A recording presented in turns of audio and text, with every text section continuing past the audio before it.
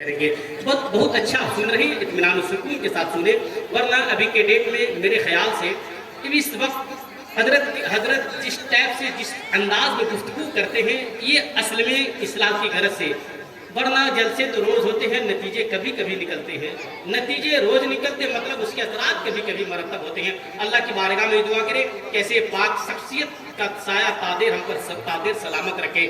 ارے آمین تو بول لو یار کم سے کم، 2.5 کلو کا سر ہلائیے ایک مرتبہ تاکہ مجھے بھی محسوس میں بھی کروں کہ آپ سن رہے ہیں۔ سن تو بہت اچھا رہے آپ حضرات، مگر کبھی کبھی کچھ بول کر کے سن لیا کریں۔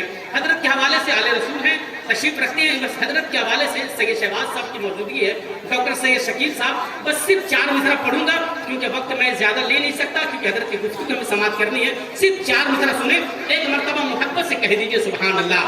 شاعر کہتے ہیں کہ عقل و شعور و فہم سے بالا ہے فاطمہ۔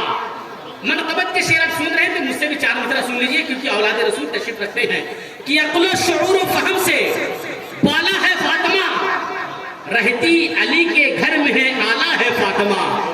عقل و شعور و فہم سے بالا ہے فاطمہ، رہتی علی کے گھر میں ہے آلہ ہے فاطمہ۔ دنیا نے دین مانا اگر ہے حسین کو، دنیا نے دین مانا اگر ہے حسین کو، سچ یہ ہے تو نے دین کو پالا ہے فاطمہ۔ دنیا نے دین مانا اگر ہے حسین کو، سچ یہ ہے تو نے دین کو پالا ہے فاطمہ۔